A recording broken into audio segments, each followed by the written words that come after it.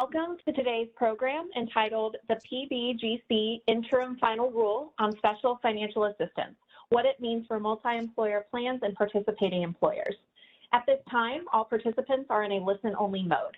For those of you who are logged into the web presentation, you are encouraged to submit questions throughout the conference by typing them into the Q&A box on the right-hand side of your screen.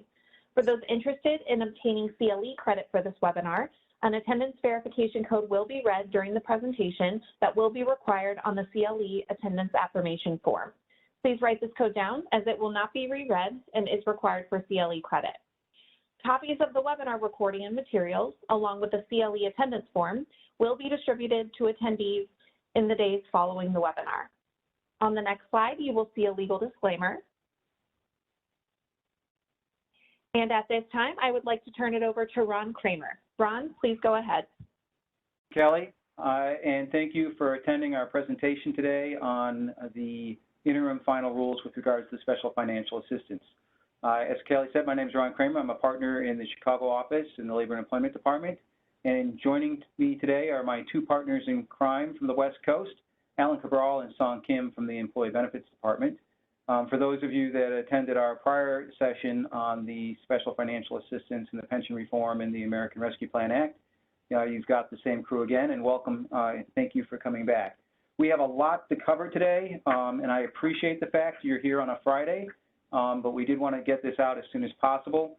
We're basically going to cover the regulations that came out and basically walk through them to explain to you what's going on, and then also address with you what may be coming in the future and some of the concerns that we and frankly other people that deal with multi-employer plans have and questions that we have with regards to the new rules. And without further ado, why don't we just go next slide, and next slide we'll talk a little bit about an overview here. As you all know, on March 11th, the President signed into law the Multi-Employer Pension, the American Rescue Plan Act that included multi-employer pension reform. The key provision of that was the special financial assistance, which is to be provided to qualifying plans at an amount necessary to pay all the benefits due through plan year ending through 2051, 30 years basically. Free money, no repayment required. Now, in accordance with the law, the PBGC was supposed to issue rules on or before July 9th, which they did. That's the interim final rule that was actually published in the Federal Register on July 12th, which is when it became effective. Now, for those of you that are familiar with the rulemaking process, usually there's a notice and comment period, it's a proposed rule, and then a final rule is issued, and then there's a delay before the final rule takes effect. This is an interim final rule, which under the Administrative Procedure Act, an agency can do for good cause shown or where it's impracticable to go through the normal process. So technically the rule is in effect. The PBGC did provide a comment period simply because they do want comments on this, and after that comment period they may go ahead and make final changes or make adjustments or amendments to the final rule. That 30-day public comment period ends on August 11th. We'll talk about that a little bit later. Now, one of the first things, if you can go to the next slide, that came out of the new rules and in the commentary to the new rules was that the PBGC has done its own calculations of how much money pension reform is going to cost and how many plans are going to be helped by this. So just to give you a comparison here, when the Congressional Budget Office came out with its numbers when the law was passed, they were estimating the cost to the federal government to be $86 billion, and that would basically provide benefit money to roughly 185 plans, and that was based upon their stochastic modeling of the likelihood possibility of who would qualify, who would not. The PBGC's numbers using their own stochastic models, and of course the PBGC knows what they're putting in the regulations, so that helps them, has upped the cost to $94 billion. They also report that more than 200 plans, according to their models, are going to be impacted by this, and that money will cover plans covering more than 3 million participants and beneficiaries. They also reported that their estimate is that over 100 plans would have become insolvent within the next 15 years were it not for the special financial assistance that this law is going to provide. So let's give you a little bit of background of where things are, and I'm going to turn it over, next slide please, over to Song to talk about which plans will be eligible under this.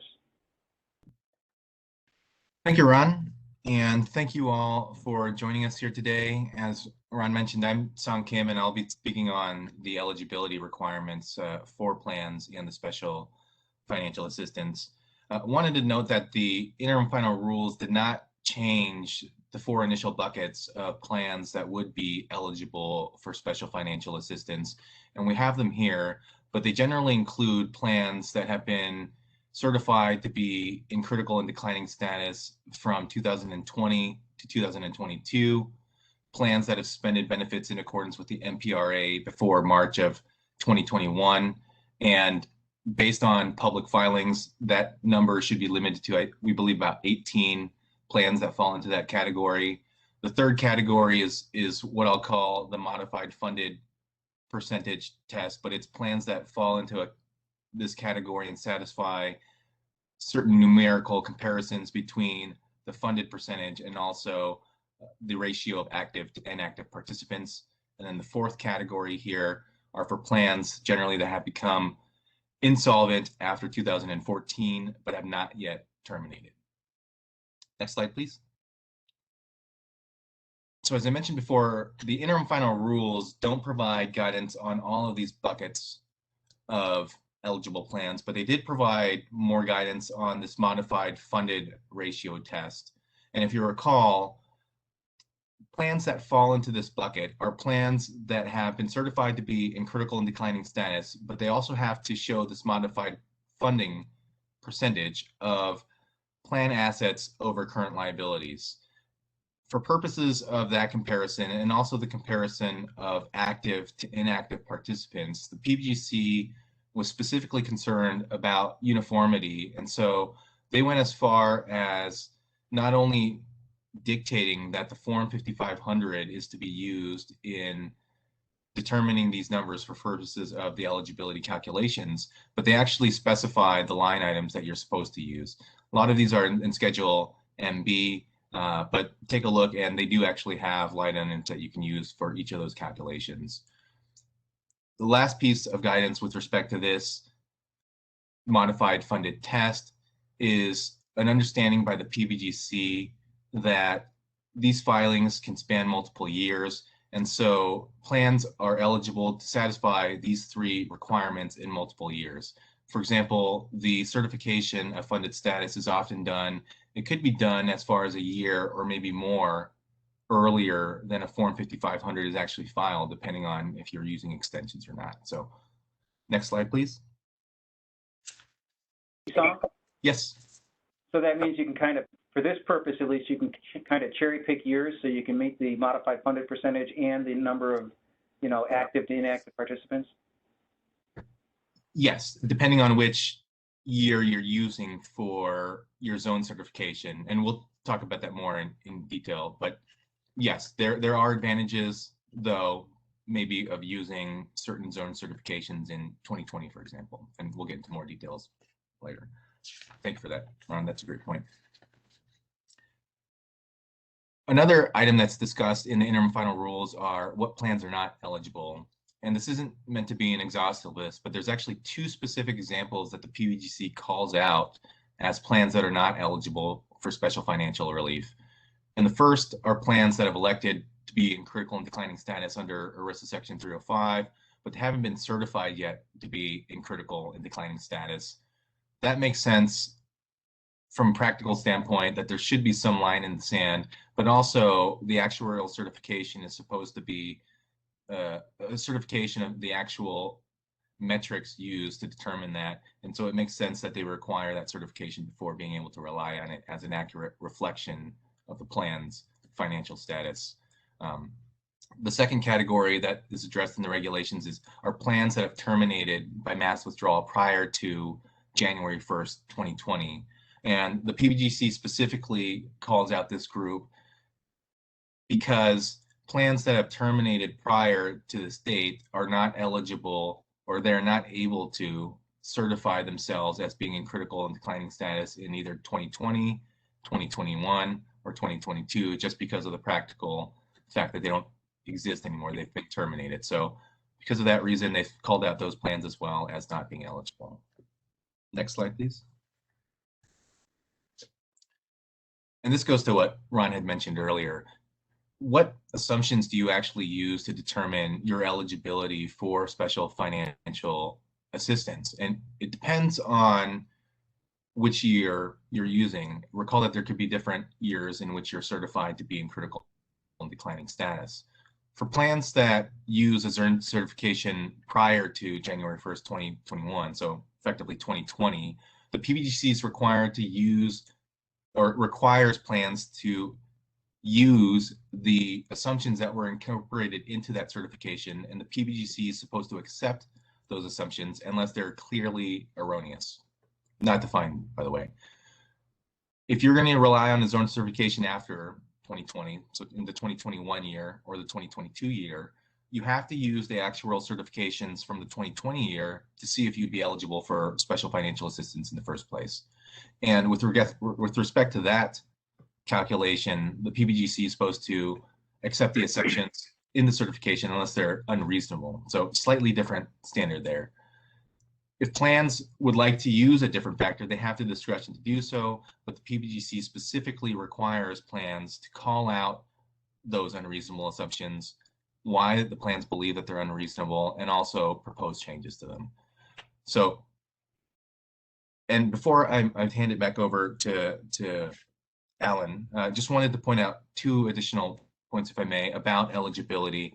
The first is the PBGC website. Would urge all of you to check out the PBGC website. It's periodically updated with additional guidance on the Special Financial Assistance Program, informal guidance. One piece of guidance that's on there right now is an 8-page PDF, and it's provides the PBG's thoughts on the assumptions used for special financial assistance. It provides some background of assumptions that they believe are reasonable and not reasonable, and what assumptions may be reasonable for change. It's not binding guidance at this point. It's still informal, but it's still helpful as an insight into the PBGC's thinking on the issue. The second point that I wanted to make about eligibility is well, first, you should obviously be checking with your actuaries and confirming the eligibility requirements and which category the plans fall under, of course.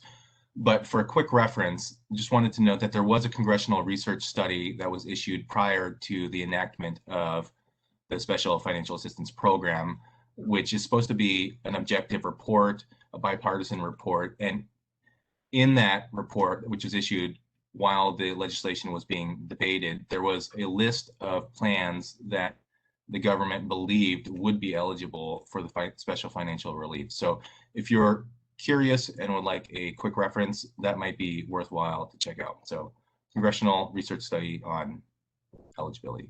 And with that, I'll turn it over to you, Alan. Thank you. Thank you, Sean. So I'll introduce myself. I'm Alan Cabral from the Century City office. So now we turn to the amount and the calculation of SFA. Next slide, please. All right, so ERISA 4262J1, as added by the American Rescue Plan, states that the amount of SFA is the amount required for the plan to pay all benefits due during the period beginning on the date of payment of the special financial assistance and ending on the last day of the plan year ending in 2051. So there were a lot of questions about this provision and what exactly this means. How do you determine the amount required, as it says? And some commentators argued that the calculation should exclude various items, such as expected future contributions and withdrawal liability, and even existing assets. So in response, the PBGC said that the approach advocated by these commentators would increase the amount of the expected SFA that would be distributed 2 to 4 times the expected $94 billion. So in the preamble to the regulations, the PBGC says the plain meaning of the statutory language is that the SFA is the amount by which the plan's resources fall short of its obligations, taking all plan resources and obligations into account. Next slide, please. So now what does the regulation itself say? Well, it says the amount of SFA is the amount by which SFA eligible obligations exceed SFA eligible resources. And that determination is made as of the SFA measurement date, which is the last day of the quarter before the date the application is filed. So we'll just call it the date the application is filed. Next slide, please. So let's look at each one of those components. What are the SFA eligible obligations? SFA eligible obligations, there are two components. First, the present value of benefits expected to be paid during the SFA coverage period, that is through 2051, including any reinstatement of benefits that were suspended. Now that's suspended under the MPRA or due to plan insolvency. And then you add to that, plus the present value of administrative expenses expected to be paid by the plan through 2051, excluding amounts an insolvent plan may owe the PBGC for financial assistance already received. So regarding that last exclusion, any amounts paid by the PBGC to an insolvent plan are technically paid as a loan that needs to be paid back to the PBGC. So while this is an expense from the plan's perspective, that amount is excluded from SFA eligible obligations. And we'll come back in a minute to insolvent plans. Next slide. Okay, so what are the SFA eligible resources? SFA eligible resources are, first, the fair market value of plan assets, plus the present value of future contributions, withdrawal liability payments, and other payments expected to be made to the plan, excluding SFA, of course, and any amounts that an insolvent plan expects to receive. Next slide. Okay, so for insolvent plans, there's really one more step in determining the amount of SFA. So as I noted, PBGC assistance to an insolvent plan is technically a loan. So once an insolvent plan applies for SFA and then that application is approved, the PBGC issues a demand for repayment of the loan.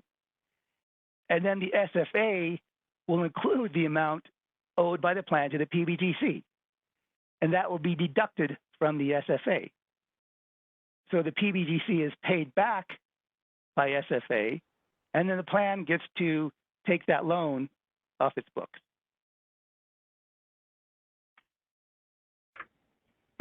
And then, Ron, you want to take out the calculation? Sure, Alan. One question for you, because I want to make sure that everyone gets this right. If the PBGC, if this works as the PBGC intends, in your plan and you've taken special financial assistance, how much money will be in your bank account at the end of your plan year in 2051? Well, that's a good question, Ron. And I think that really goes to really a lot of the issues that surround the restrictions on the investment of assets of SFA. So it might be good to kind of put that question off until we address that. I think it's a larger question as to what plans are going to have at the end of 2051. You're no fun though, because you're right. I mean, there's a whole issue there, but in their mind though, at the end of 2051, technically you would have zero money in your account, right? Because they've given you enough money to cover with the money that you already have and that you anticipate to pay everything through 2051, but nothing beyond that. Absolutely. And there you could end up being where you were before, insolvent. Oh yeah, no, there is that. But I mean, even in the best of plans, I mean, they technically are intending you to have $0 at the end of 2051, right? Zero SFA. Yeah, zero SFA and zero assets. Well, I don't know if assets necessarily have to be paid out by 2051. but maybe zero unfunded vested liability if it works out, and the SFA money would be expired at that point. But all right, we'll pick this up later. Yes. But in any event, as you said, talking about calculating the SFA, I mean, the devil of this is all in the details, and that's where Alan and I and Song are getting into this, and everyone else is as well, because it's easy for the government to say, gee, we're going to give you enough money to cover what you can't afford to pay between now and 2051 with the assets that you already have. But then you also are projecting out to 2051 to figure out how much money you really need. And more importantly, since the government is giving these special financial assistance in a lump sum payment, they're giving you a discounted present value, which then theoretically you're going to be able to have to invest to pay off at the end. So how are they calculating the SFA? As Alan said, they know what they're looking at, and they're planning on doing this on a deterministic basis using a single set of assumptions, and obviously generally acceptable actuarial practices and provisions, but with a couple of twists. You know, for purposes of all the projections, they're going to be working on participant data as the first day of the plan year in which the initial application was filed.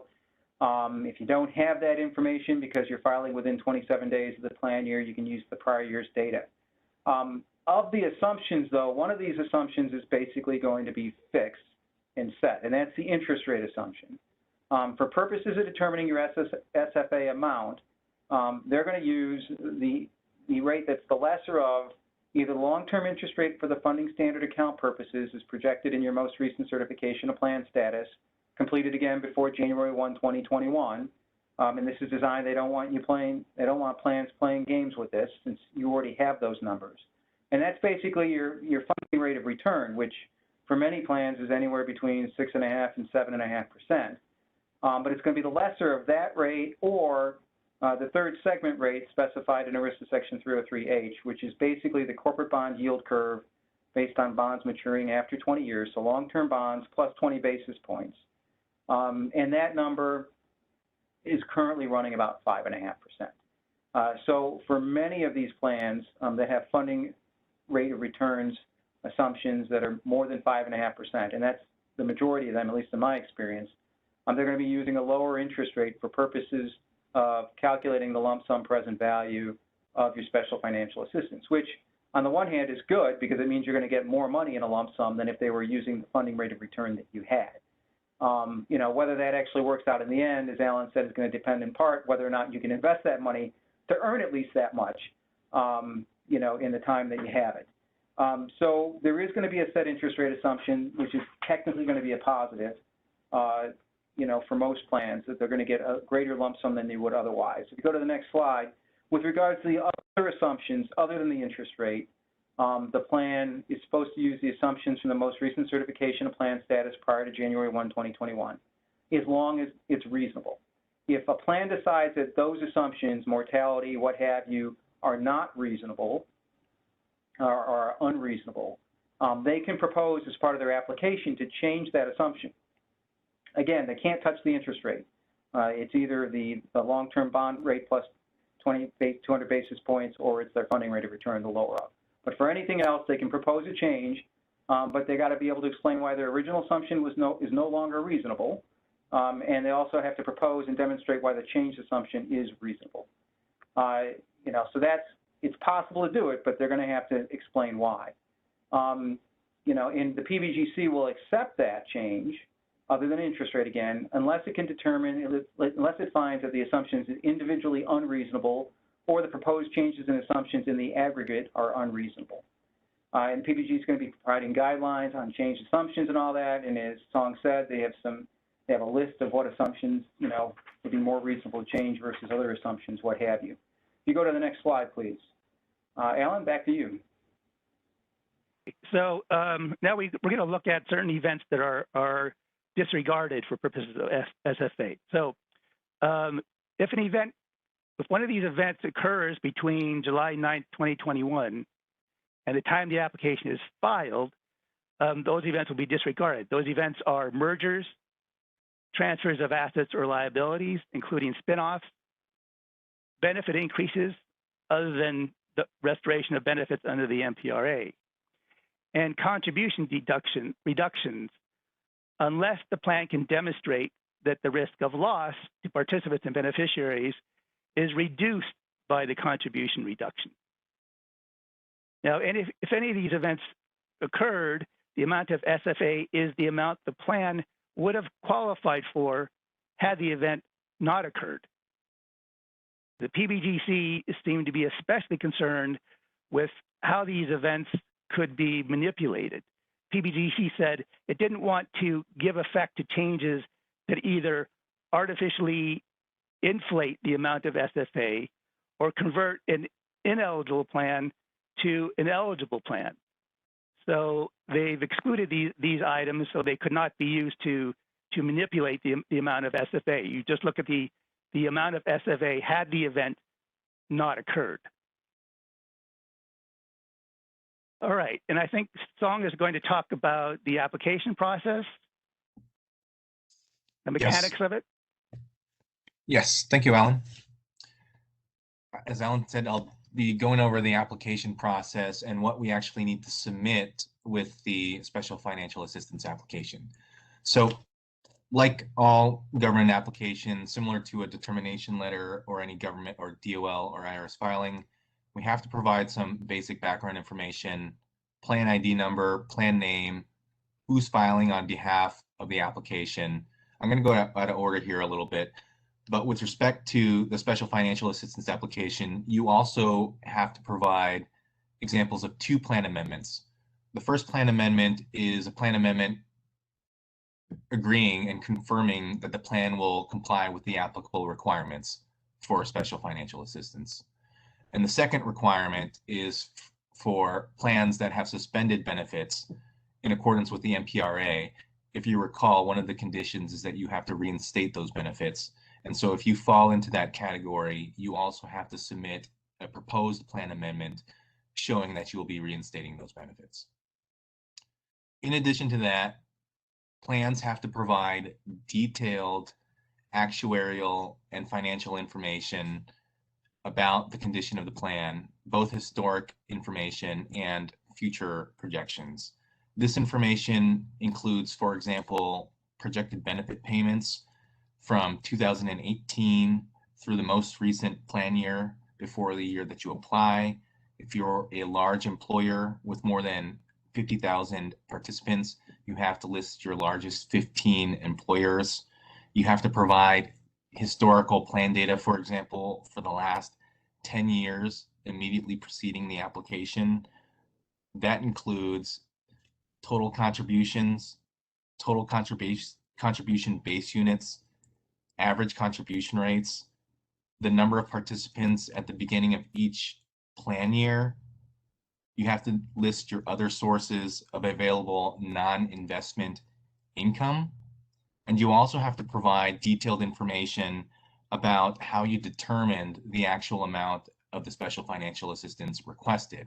Part of the application requirement is that you have to put right up front how much you're requesting in special financial assistance and which bucket of eligibility that you fall into. And breaking that down a little bit, the regulations require you to spell out what actuarial assumptions you're using, including the interest rate, the fair market value of your plan assets. You have to note for each plan year that's in the special financial assistance period, projections of contributions, withdrawals, and other sources of income. And this includes a breakdown of benefit payments by participant category. Are you a participant, a retiree, a beneficiary? And it also breaks it down further by active and inactive status. And so you can see they're looking for a very comprehensive view of the financial status of the plan to confirm that it is going to go insolvent if they don't receive the special financial assistance. And in theory, by doing so, they'll be able to apply this rule more uniformly. Next slide, please. As I mentioned before, there's a bunch of information on the PBGC website. One of the requirements of the application is that you actually have to include the checklist that will presumably be required with the application. And there needs to be a signature on the application from a trustee, essentially taking responsibility for the truthfulness of the application and the information contained therein. And just to make absolutely sure that it is true and a true representation of the financial condition of the plan, you also have to get actuarial certification on that application as well. On top of that, plan sponsors have a duty to supplement and clarify their application if any of the material information ever changes or if it requires clarification. And as a warning, the PBGC also specifically notes that the information in this application is publicly available. And so you're not going to want to put your family secrets or anything like that in those applications because it'll be seen by everybody. Next slide, please. Partitions. Okay, so partitions are specifically addressed as well in the interim final regulations. And the PBGC notes that partitions or plans that have experienced a partition before March of 2021, they are eligible for special financial relief, but there's special rules that they have to follow in the application process. They still need to provide all the basic information, but they need to provide information with respect to the original plan and successor plan. They also, interestingly enough, need to, if the application is approved, rescind the partition order as of the effective date that they receive the special financial assistance and send notice to participants that they're doing so. Unclear what the scope of that is yet, but that was noted specifically as part of the new regulations. And I'll be discussing priority groups in a second here, but for purposes of the application, partition plans are priority group 2. Next slide, please. Okay, 2 important deadlines that you need to keep in mind. December 31st, 2025, first application. If you need to revise the application, you need to do it within the year by December 31st, 2026. And something to be mindful of is this 120-day turnaround period that the PBGC is bound by. They're required to review and issue a determination on these applications within 120 days. And so the PBGC is mindfully going to limit how much or how many applications they accept and when to make sure that they're able to comply with that 120-day turnaround period. Next slide, please. So Ron touched on this earlier, but multiple applications, you are allowed to submit multiple applications, but the PBGC specifically notes that if you are going to be submitting multiple applications, you still have to use the interest rate in the initial application. So you can't play games or submit multiple applications with an idea or hope that it will increase your eligibility or amount of special financial assistance. Next slide, please. Okay, so the priority order list. Which plans will be given priority? The PBGC specifically lists 6 priority categories and then a catch-all category of plans that can apply for special financial assistance. I'm not going to read them off here, but you'll note that the first priority group, plans that are already insolvent or expected to be insolvent by March of 2022, they were already able to start applying for special financial relief as of July 9th. And then the next immediate rush are plans that have suspended benefits under the NPRA or plans that have expected to become insolvent within a year of the application. Those plans are eligible to start applying by January 1st, 2022. And as we mentioned earlier, partition groups are also in this second eligibility category. You'll note that the categories have later and later application dates, and recommend obviously that you check with your actuaries and confirm which group you fall into. But as noted earlier, as a quick reference, it might be worthwhile to check out that congressional research report, which lists the plans that, at least initially, the government thought were eligible. Next slide, please.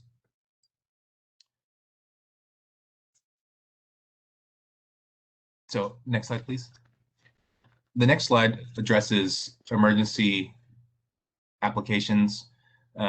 We mentioned earlier that the first priority group are plans that are expected to become solvent within the year, or plans that have already become insolvent.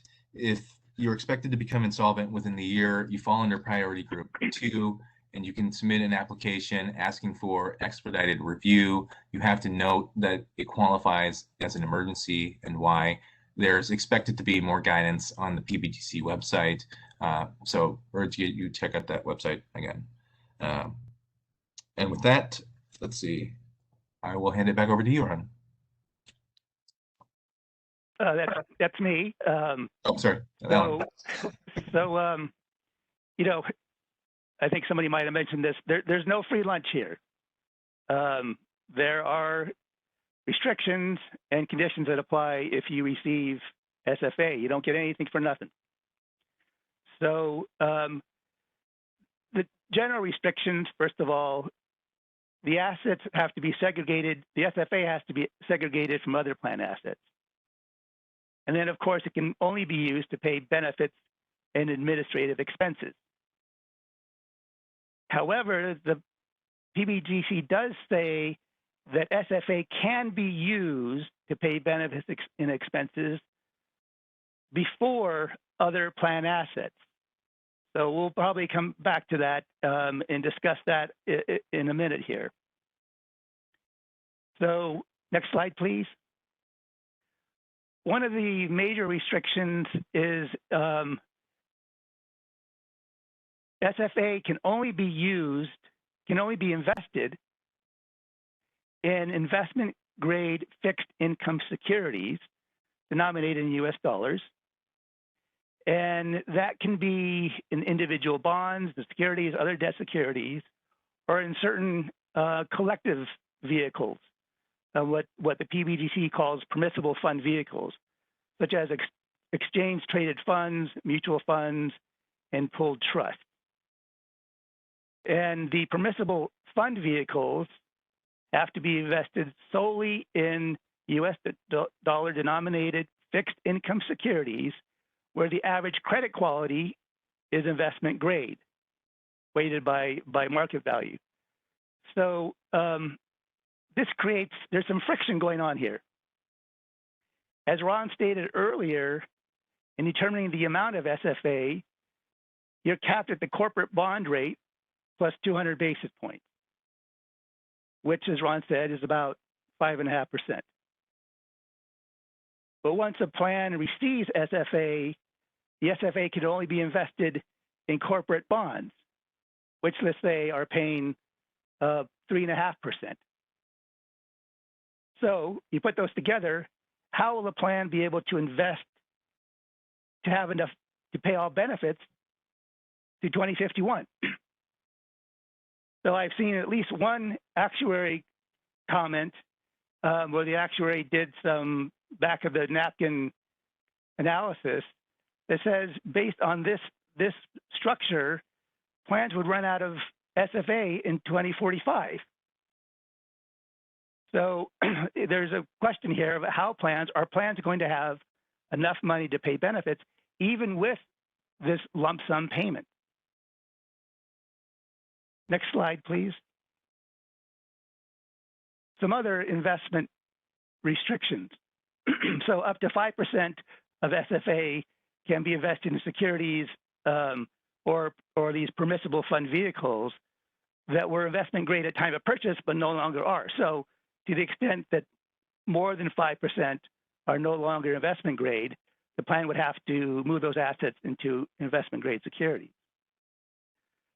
Leverage and derivatives are permitted. They just can't increase interest rate risk or credit risk.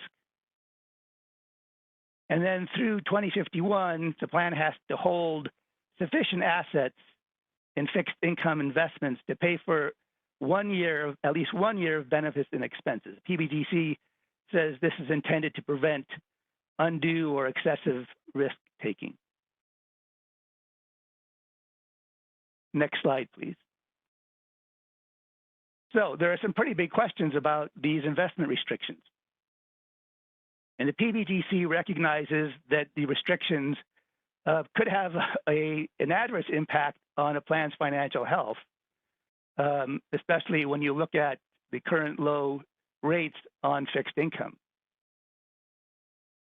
And the PBGC specifically says that these restrictions are intended to be a starting point.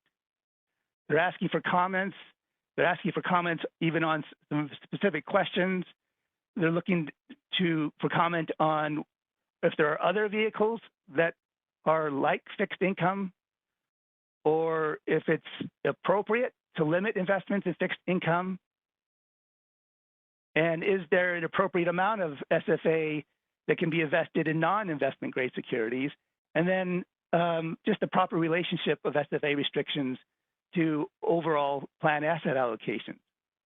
The PBGC says it's looking for a balance between safety and flexibility for a plan to decide overall investment policy.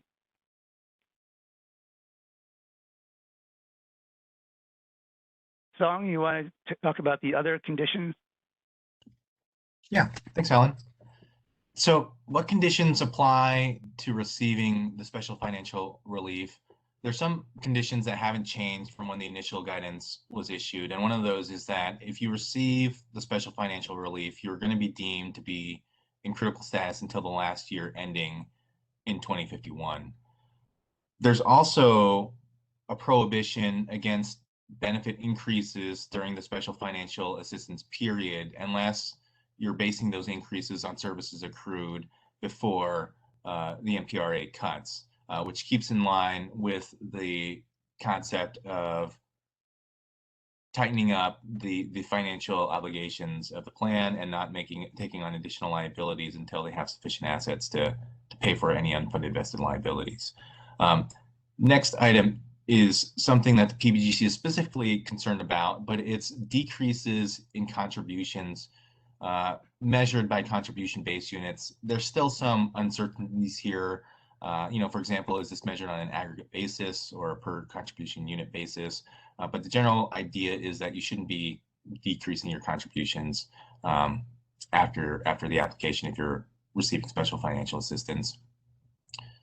The last category on this slide is PBGC approval of reductions in contributions that are over $10 million or 10% of all employer contributions in the aggregate. Again, keeping in line with the PBGC's concern about decreases in contributions. And also a note here that the reductions still have to, the plans still have to demonstrate that the reductions would be good for the plans overall and for the participants in order to be able to effectuate those changes. Next slide, please. In a similar vein, the PBGC is going to be approving transfers of assets and liabilities, such as spinoffs and mergers. And as Alan mentioned before, similar to the investment issues, they are soliciting additional comments on these additional conditions. They have a broad authority here with the other departments to issue regulations regarding matters concerning reductions in contribution rates, withdrawal liabilities, and the use of special financial assistance funds generally. Next slide, please. All right, with that, I'll turn it back to you, Ron. Thanks, Song. Right now on your screen, for those of you that are watching, and I'll get it out, is our CLE code. This is the code you need to put on your CLE application. It is SS, as in Seyfarth Shaw, 7382. Again, the CLE code, as on the screen, is SS 7382. All right. So moving on to the other conditions on special financial assistance, which is the withdrawal liability. And if you go to the next slide, please. As you know from our prior presentation and from reading about the law when it was passed, that the earlier drafts, the American Rescue Plan Act, had provided that if a plan takes special financial assistance, any employers that withdrew would have their withdrawal liability calculated as if the plan never received special financial assistance. And I think at one time, I think the bill said for the first 10 years. And the intention behind that was, in all honesty, they didn't want the fact that the federal government was bailing out these plans to give employers the idea they can make a run and get out and not pay what's considered to be their fair share of withdrawal liability. That was dropped in the final legislation because of the way the law was passed. This wasn't considered to be budgetary, so they couldn't have it in there without running into and still be able to vote the bill on a majority vote. But what happened instead is in the regulations, the statute, they gave the PBGC the authority and the regulations to set requirements on withdrawal liability for plans that take special financial assistance. Now, everyone thought, including those of us on this call, that we would see some version of the you can't count the SFA money when calculating withdrawal liability in the regulations.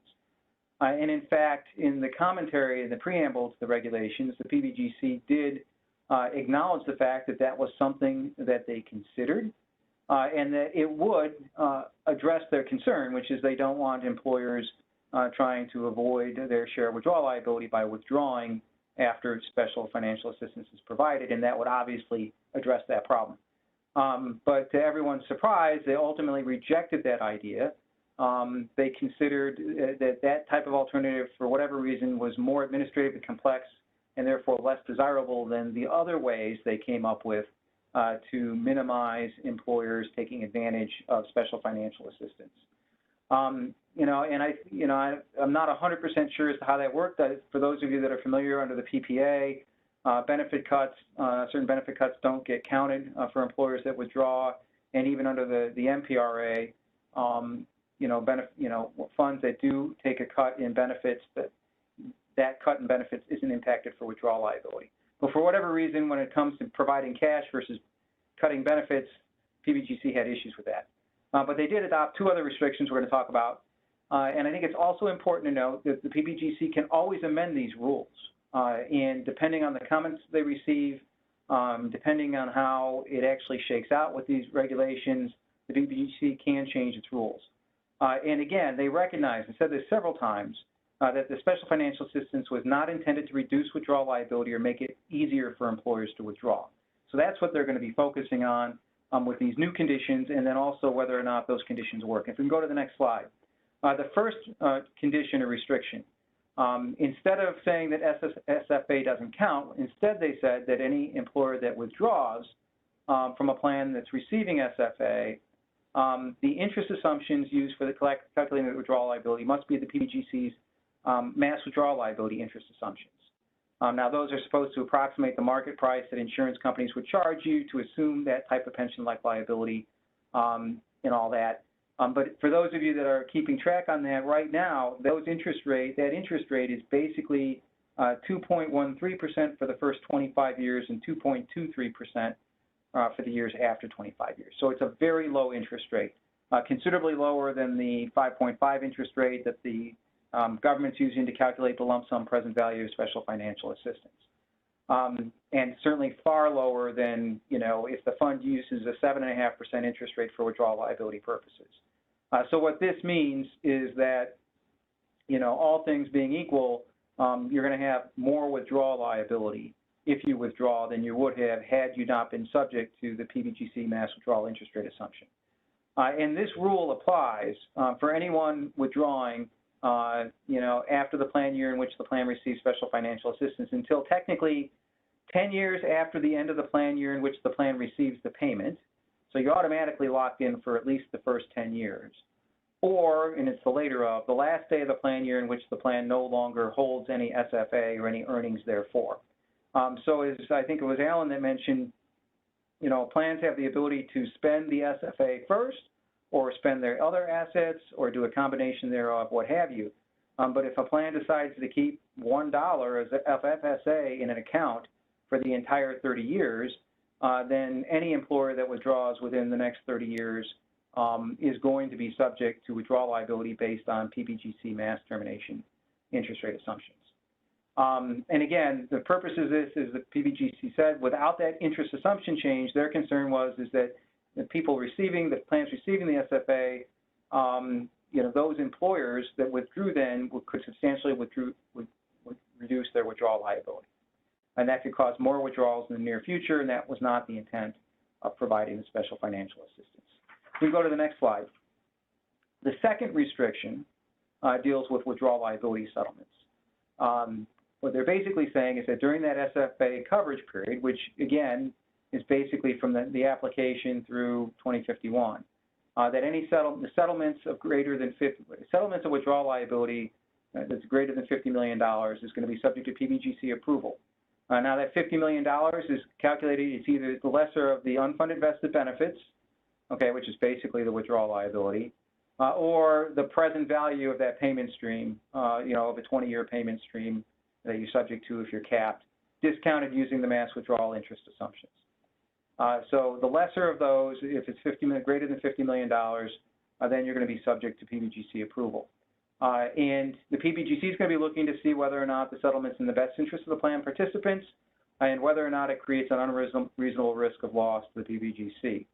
And the rules provide a list of things that parties must submit if they want to settle, and that includes the settlement agreement, the facts that led up to the settlement, the amount of the settlement, including how it was calculated, what discount rate was used, discussion of the employer's financial condition, any other factors that played a role in this.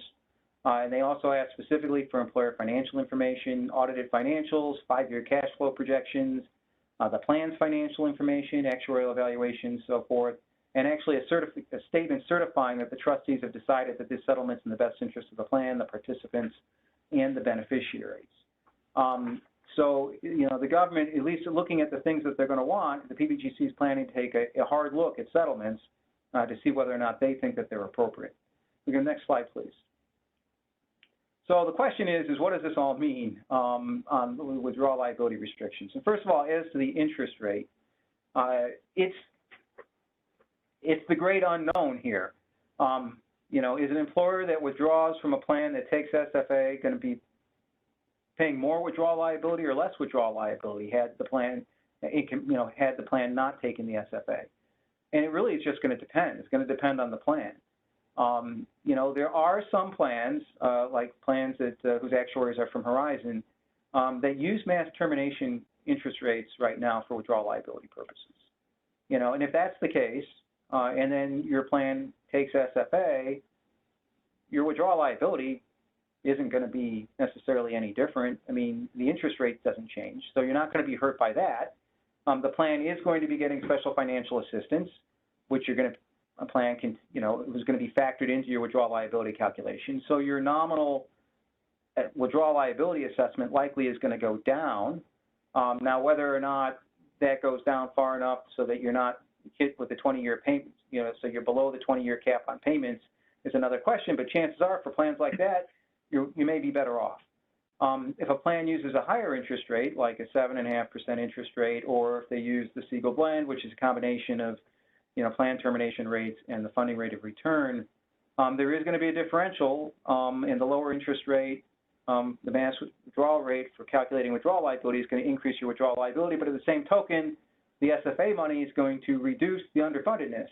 And the question is whether that's going to balance out so it's worse off, or will you be better off, or could you be worse off? It's hard to say. It'd be plan by plan basis. It may also depend on how close you are to being able to pay off a withdrawal liability within 20 years or being subject to the 20-year cap.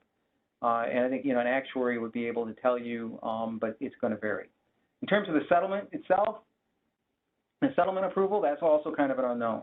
$50 million is a pretty high number, so a lot of settlements aren't going to need approval. But for those that do need approval, it's kind of interesting. The information that they're asking for when they're talking about employer financials, cash flow projections, and all that seems to indicate to me that the PBGC is going to be looking a lot as to whether or not the employer can afford it, which means that if the employer can afford a higher number, the PBGC may be less likely to bless that settlement.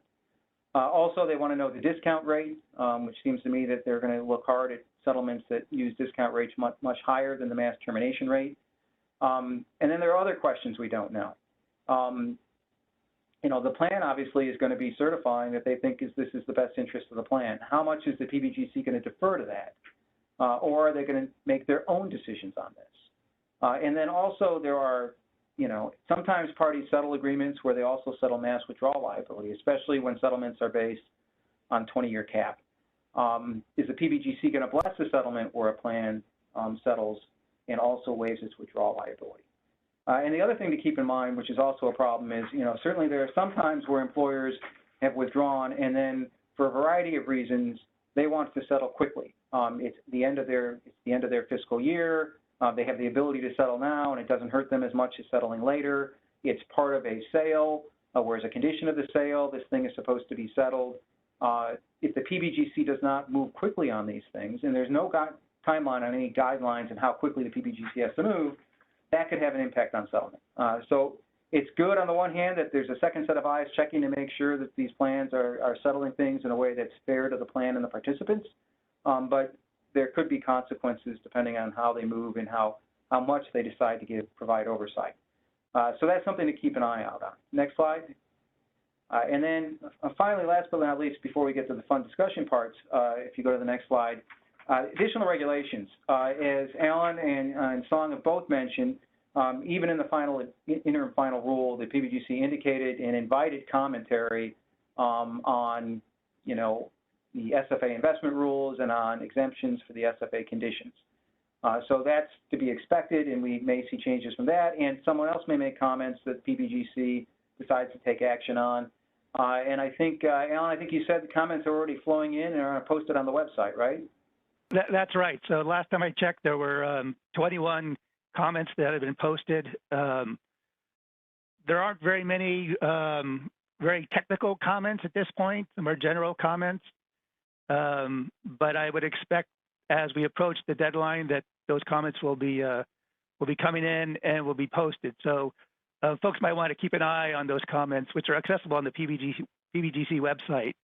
And you can kind of see where people are trying to push this. Good point. And obviously, if anyone's interested in submitting comments, we'd be more than happy to help you with that. The second thing, though, is in kind of the surprise.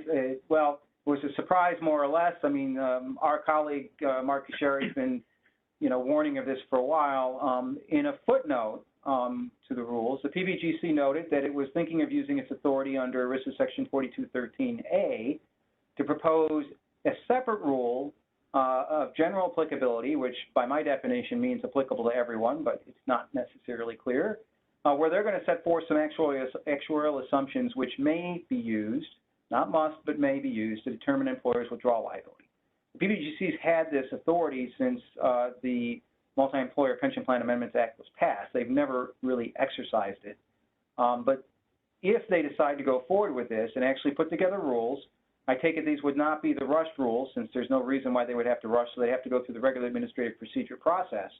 But if they adopt regulations and talk about and set forth, basically set statutory assumptions that can be used, that could have a major impact on all participating employers in all plans, not just plans that are receiving special financial assistance.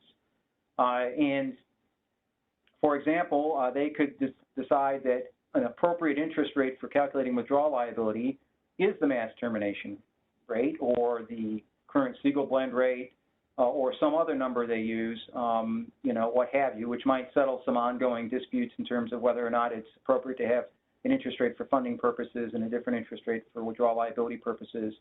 But doing something like that, if they bless a rate that would give actuaries the ability to use it as an automatic assumption that's pre-approved, that could have an impact on everyone's withdrawal liability. Now, whether this will come to pass or not is another question, but it's something that we're all going to be keeping an eye on going forward. And if you go to the next slide, then that brings us to the fun discussion page.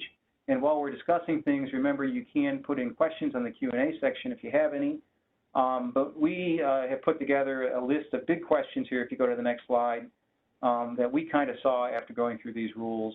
And we're just going to talk a little bit about them amongst ourselves and agree to disagree on some things, I suspect. First question, will the special financial assistance as calculated and invested, and if you've been paying attention to Alan Song and me, you probably know the answer to this, will it be enough to last 30 years? What do you guys think? Unknown, and frankly, at this point, it looks like it may not be enough, and that's a huge issue. If I don't really understand how those two pieces, the investment restrictions plus the interest rate requirements, how those two, what the PBGC was thinking with those two requirements. So we'll see. I'm sure there's going to be some additional comment from the PBGC on this, but right now it's a big question mark whether there will be enough money at the end of 30 years. Don, do you agree? Yeah, I do agree generally with the issue of assumptions regarding returns.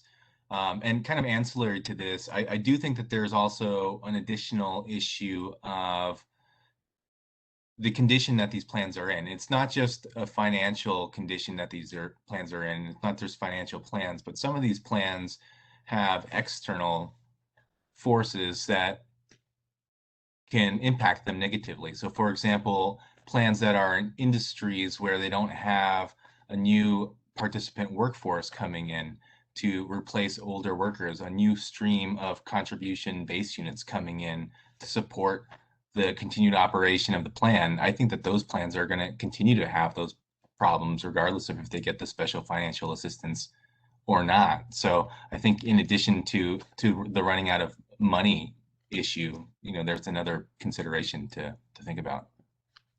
No, that's a good point, and obviously, I mean, some of that maybe can be picked up in terms of what projections would be long term in terms of, how many participants would be left and all that. And I know I think there's going to be special rules because I don't think many plans project out beyond more like 20 years, and you're going to get the 30 years of projections. But yeah, I kind of agree with you all. It's, I mean, I'm not a math major, but if you're giving a lump sum present value of money based upon a 5.5% return, and you're only allowed to invest it on a 3.5% return, assuming every assumption is correct, and that's another big question mark because you know how assumptions go over 30 years.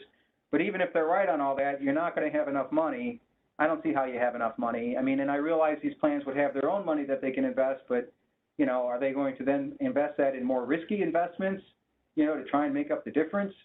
And what's the harm of that if it turns out they make riskier investments, higher risk, high reward, and then the market crashes? Yeah, I can see why people are concerned. And even though they used it's a big issue. I agree with that 100%. So, second question then: what happens to plans after year 30? Where are plans going to be in year 30, assuming all things work out according to the government thinking on all this? Well, 30 years is a long time. I mean, let's look at that. 30 years is a long time. But even if the investments worked out and you had sufficient assets to pay benefits through 2051, to your point, what happens after year 30? And is this just kicking the can down the road, even though it might be a long road? Is it just kicking it down the road because there's really still is no systemic way of addressing the funding issues that multi-employer plans face? I don't know, Ron, maybe there will be additional overreaching guidance for multi-employer plans. Good point, Tom. Yeah, I agree with that. I mean, at some point, I mean, I in the future, I mean, it is a long time away. You're going to, I think, have plans that have done well for themselves and have pulled themselves out of financial insolvency. And I think that you're going to have, as Alan mentioned, plans that still have those funding issues and that will continue to have those funding issues. And maybe they didn't experience or enjoy the investment gains that we've all been experiencing in the last 10 years. And, it goes downhill from there. And I think at that point, the option for the legislatures will be, well, do we allow plans to make another application and bail them out again? Or do we revert back to what we saw before the passage of this act, which was largely, Band-Aids, partitions, applications to suspend benefits, assumption changes, things like that. So. Yeah, there's a lot. I mean, I agree with you on that. I mean, you're right, Alan. I mean, Song, I mean, first of all, I mean, some of these plans, I mean, given the limitations on the investment and all that money, may well become, like you said, one actuary said insolvent in 2045 or whatever, or maybe even earlier, depending if investments don't go. Some may make it out to the 30th year. And whether they're in good shape at year 30, I think a lot is going to depend, like you said, Song, are they still having participants, or is this an industry where they're losing participants? And, you know, are they going to have enough active participants to cover liabilities going forward? My concern has been, or the one thought I had was, you know, if the government is, you know, if the government was allowing people to invest in a way to make that 5.5%, so the money was actually there to pay for all the benefits for that 30 years, and let's assume that the interest rate, the funding assumption returns of the plan was somewhat correct, where the remaining assets were enough to cover, so they paid everything. Because this was all set up, the design, at least the way I understood it, is we're going to give you enough money so you can pay all of your obligations based upon all the money you have and all the money you have coming in the next 30 years for those 30 years. Technically, if everything worked right, in my mind at least, and again, all these assumptions aside, at the end of those 30 years, you would have paid out all the assets you had to cover all the benefit obligations you had during that 30-year period. And at the end of those 30 years, you would have $0, but you would still have liability going forward in the future that you'd have to have enough participants in to pay. And I think that was some of the concern that I think some of the commentators had, which is you're basically taking all the money we expect to get in the next 30 years and all the money we currently have, and then you're going to give us money to make up the difference. But when those 30 years is over, even if everything is right, then we don't have any money at all. And, you know, and if we have, you know, if we don't have enough money coming in from the active participants to pay the people that are still retired, we're going to be insolvent right away. So, yeah, I think it's right. And it kind of begs down to the last question, which is, will there be broader pension reform? I think, as both of you guys said, which is, it sounds like we're going to need it, and for these plans. And you got to remember that we're only talking about 200 plans here. There's 12 to 14, I think 1,200 plans nationwide. I mean, many of them are doing very fine, but there are others that are going to be in critical status that aren't going to qualify for this, and there are others that during the course of this may fall into critical status, and they're not eligible for anything. So, you know, and the other concern that I have is now that we fixed it for 30 years for the plans that are in biggest danger of crashing and burning, it's going to be very easy for Congress just to forget about this until 25, 28 years from now. You know, and you're right, we're going to be doing Band-Aids in the meantime. Before we get to the next question, we've got some questions here I want to ask here because there were some questions here. First of all, could the PBGC implement a withdrawal liability rule that prevents the fund from using SFA when determining unfunded vested benefits, even though it declined to act on that in the interim final rules? And my thought is yes. I mean, they'd have to go through the rulemaking process and change their rule. And, you know, we can get in a debate as to whether or not it's they're legally able to not change the rule, but actually implement that rule, given the fact that that was one Congress didn't impose. But yeah, I think they could. There was a question here, what types of investments should the PBGC allow beyond fixed income? Alan, Song, you want to take either of those? I mean, well, go ahead, Song. I was just going to say, I mean, it's just kind of repeating what Alan said before, but I think the incentive now is you have all these funds that you can only invest in super low return securities. And then you also have plan assets that aren't subject to those restrictions. It seems like you're incentivized to use the special financial assistance money first while investing your plan assets in more risky investments to try to make up the difference and try to get that return that you said that you were going to get in your assumptions.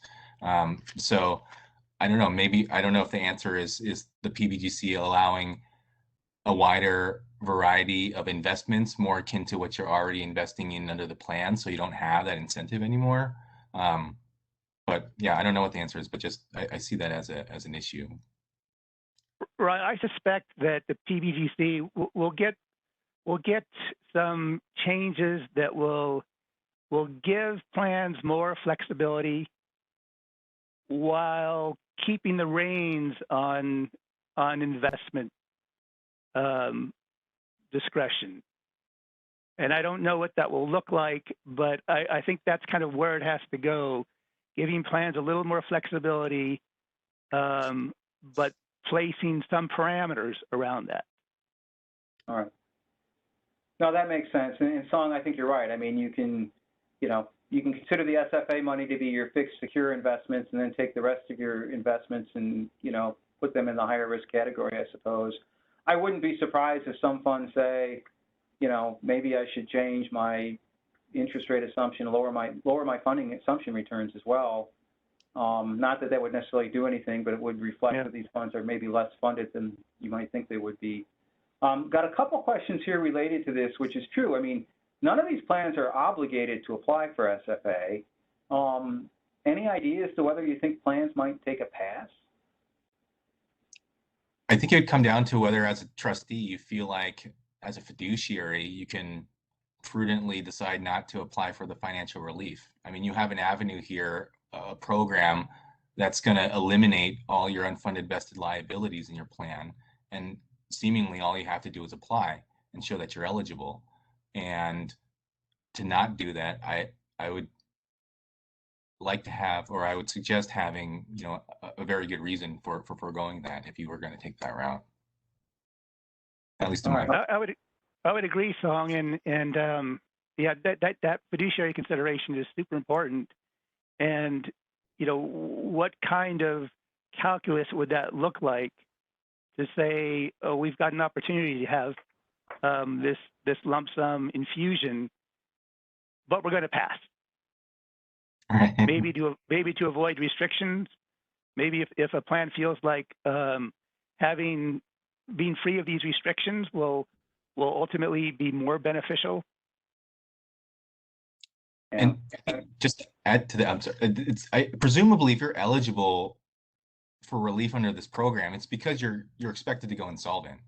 And so I guess that's the other consideration, is if you don't take this financial relief and you end up becoming an insolvent plan, I mean, what's your explanation to participants and retirees who are going to be upset about why you didn't take that financial relief?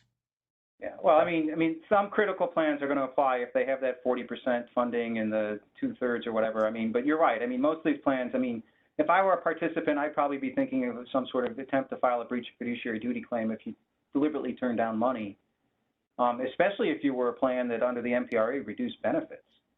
Yep. Right. But yeah, and I don't know whether or not there'd be a claim. I'm not saying that there could. I mean, maybe, but yeah, I understand what you're saying. I think there's going to be a lot of pressure on plans to take the money. And the restrictions aren't. I mean, the restrictions aren't that bad. It's just that they may not be enough to get you through 30 years. But without it, you're not going to get there. Then you're better off. Couple of quick questions here. Let's move on then. Could the PBGC use its 4213A authority to go ahead and make rules to try and not count SFA money? I don't know. It's certainly possible. But again, I mean, it has to be through the rulemaking authority. And I think if they're going to do it limited to the SFA, they would do it under the SFA regulations, the statutory authority under the SFA versus the general PBGC. But we'll see. And there was another question here. Do you think that contributing employers have any role to play in a plan's decision to apply for SFA? And I think that, the trustees, I'm sure, would appreciate input from contributing employers. You have the employer side trustees, who obviously are employers that are going to be providing input. But I think, as Song and Alan said, I think it'd be hard pressed to justify a case not taking SFA. And I suppose the worst case scenario, if the employers all said, if you do this, we'll withdraw before you ever get the money. But I can't see employers doing that. I mean, in the long run, this money is going to help stabilize these funds. I mean, so that employers can continue to participate without fearing that they're that their employees won't receive benefits. So, but yes, I mean, I think everyone, all the interested parties, participating employees, participating employers, the unions, are all going to have some input on this if they want to have it, because the trustees ultimately are going to be making that call. We talked about change to the PBGC will make in the final rule. I guess we'll wait and find out on that. Will the SFA withdrawal liability rules work as intended? Let me take a crack at that one first. I think it, like Alan, like everything else here, I guess it's unknown. If for some of these plans it means that the employer is actually better off withdrawing, then it's not working out as intended. But I think it's going to be a case-by-case basis. And I think employers that are thinking of withdrawing for whatever reason, they're going to have to be working with their actuary to figure out whether it's good, bad, or indifferent. Alan, Song, any different thoughts on that? I agree with that generally, and I guess even taking a little bit further, I think contributing employers, just like fiduciaries are incentivized to apply for the relief, I think contributing employers are incentivized to stay in these plans for now, because as you noted, as the law was previously drafted, it was clear that they wouldn't they wouldn't participate in any relief that was provided to plans, but that has since been changed in the regulations, at least to broaden it up and hypothetically leave open the possibility that they might get regulations in the future that specifically allow them to participate in some of the relief provided. But I think that if they leave now, they're still subject to the same old rules, which would be, you're subject to withdrawal liability. Definitely going to be subject to withdrawal liability. I think, for an employer that was planning on exiting anyway, for whatever reason, I think there's going to be the question, do you do it now, before the plan applies and receives SFA or afterwards? And obviously that's going to be conditioned on, when your contract comes up and all that, because you may or may not be better off one way or the other. I don't know. I don't necessarily think the SFA in and of itself is going to lead an employer to do one thing or another. If anything, I do think that the benefit of this, because a lot of employers in plans that were critical and declining, I know we're concerned of, well, the plan becomes insolvent in 3 years, what happens to my employees? What happens to the fund? Is there a mass termination event because everyone gets out and all that? That question's been kicked down the road, whether it's 30 years or 20 years or 25 years, I don't know. So if that was the concern driving it, but if that concern's taken away, I think that minimizes reasons why employers would necessarily want to leave a fund in any event. Another question here talked about a good point, which is that technically if you take the SFA, one of the conditions is that you can't apply for MPRA benefits again. And that would be, I guess, a disincentive to taking, the question is that a disincentive to taking SFA? And on the one hand, yes, but on the other hand, it has been demonstrated, and one of the reasons why we have this bill is the MPRA was not doing what was intended, because it was very difficult for plans to actually get approval to reduce benefits. And obviously the reduction of benefits was highly, it was not welcome. No one liked doing that. So I don't think it's enough of a disincentive for a plan to say we're not going to do this. I guess you could have a plan that took MPRA and the actuary says this is working perfectly for us and we know we're going to be perfectly fine and we're not going to crash and burn and we're going to come back up. And if we turn around and we give this up and then we take the money and we don't have the money and we're going to become insolvent in 25 years, we lose it. I guess that is a possible, I can see that scenario happen. Can you guys? Yeah, I'd still say it's not much of an incentive to pass up on it. Like I said, nobody was happy with that. Yeah, but I do think if your actuary says, for those that already did MPRA, and there's very few of them, like you said, if you did it and the actuary says this is working for us and we will not become insolvent like we projected, and remember the MPRA was all projections as well. You're going to be, if you do this, you will not become insolvent. And they say we're on target not to be insolvent. This is going to work. But now if we change this and we take the government money, and looking at that, that your ability to earn 3.5% on the money, but it's been discounted at 5.5%, it isn't going to work. We're not going to become insolvent because we don't think we're going to be able to make it. Then there may be an issue, I suppose. And I don't know whether that scenario would actually happen, but I guess it's theoretically possible. Yeah. Yep. Yeah. I think Go ahead, I think a big obstacle to overcome, though, if you were going to maintain your position that you wanted to keep MPRA relief instead of the special financial assistance relief, is the MPRA relief still leaves the plan with its unfunded vested liabilities. And in that case, you're making the argument that if you continue following that MPRA relief, you may hypothetically emerge out of that status where you have that unfunded vested liability versus this avenue now, which would just effectively wipe out your unfunded vested liabilities immediately if you qualify. For 30 years, assuming everything is correct. Right. Yeah. No, I think it's possible, unlikely, but it's certainly possible. But you're right. Okay, a couple more things here, big questions, and then we can go to the wrap up and see if we have any more questions here. The impact on hybrid plans. And this was something I threw on here. Many of these hybrid plans, Central States, New England Conference of Teamsters, or New England Teamsters, excuse me, they're set up with the idea that you paid your withdrawal liability at a discount, you committed to remain in the plan, but if you withdrew later, they would treat you as a new employer and they would calculate your withdrawal liability and on a direct attribution method, which means they're primarily looking at your contributions and the liability that the plan has accrued based upon your employees and whether or not your contributions and the investments are enough to cover it. And then to the extent any other new employers withdrew and they had liability get reallocated to you, which pretty much guaranteed you wouldn't have any withdrawal liability. But now that the withdrawal liability rules have changed and you're going to be assessed withdrawal liability as if there's a mass termination, meaning you're going to have a 2% discount interest rate for purposes of determining unfunded vested benefits. I guess my concern is on some of these plans, might that give you withdrawal liability now, even though the fund might be getting all this special financial assistance? Because remember, for the hybrid plan, you're treated as kind of in your own separate little pool, and what happens in the pool with all the employers that didn't withdraw, where all that unfunded vested benefits doesn't really play any role in your calculation of withdrawal liability. And I don't know the answer to that, and I don't know what the plans are going to do about that. It may be that employers in the new pool are still paying in so much money they could pay withdrawal liability. There is no withdrawal liability using mass termination numbers. But if you're in one of those plans, I think I would be asking the fund what impact this is going to have on you.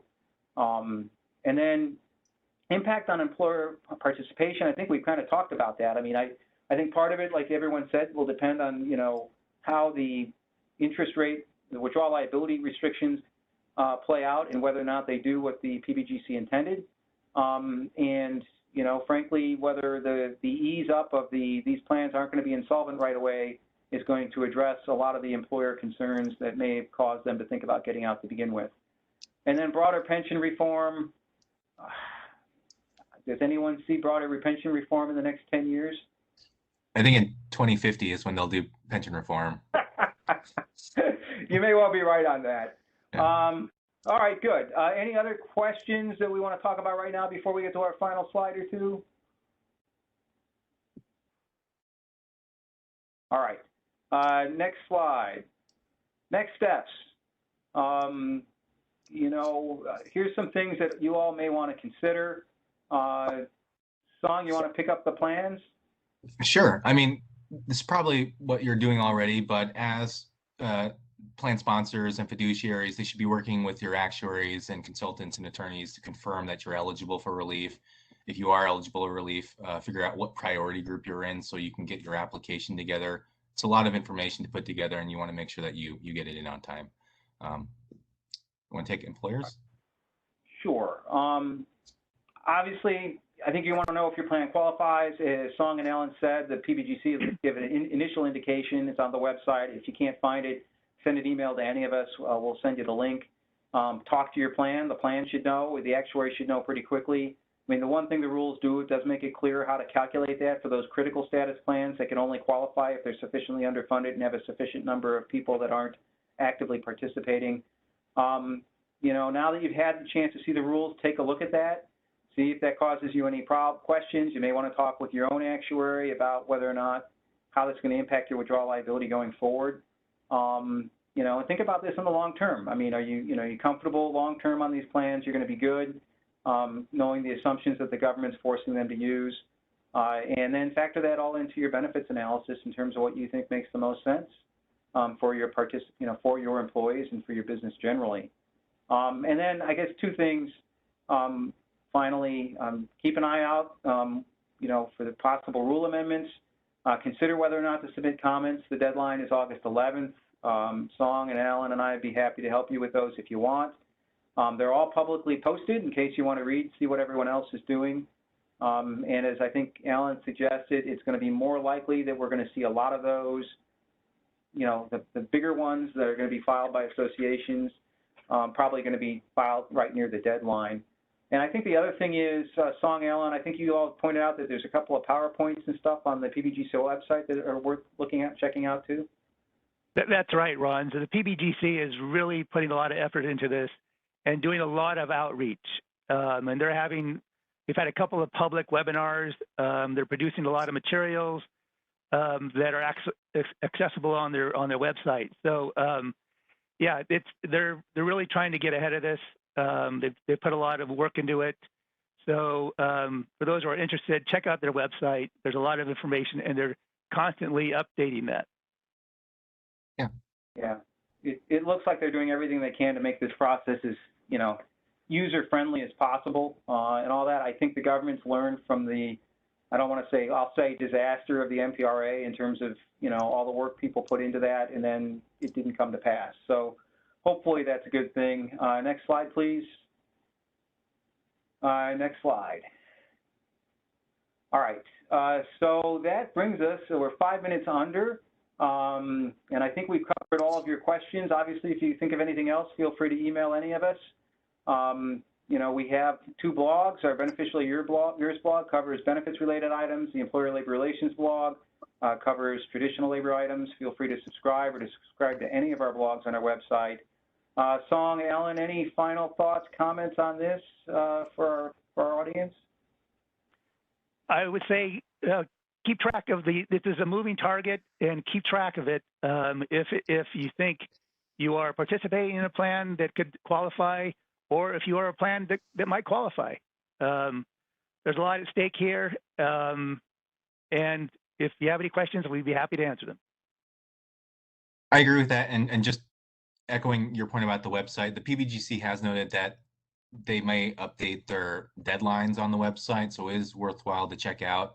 I'm not sure if they're actually going to do that, but it is a possibility. All right. Well, on behalf of Song, Alan, and myself, I'd like to thank all of you for coming here today on a Friday, beautiful Friday, to listen to us. Hopefully we've answered your questions. Sign up for our blogs. We'll definitely be following up with you as new developments in this area, and for that matter, any benefits areas occur. So thank you, everyone, and have a great weekend. Thank you, everybody. Thank you. Bye-bye.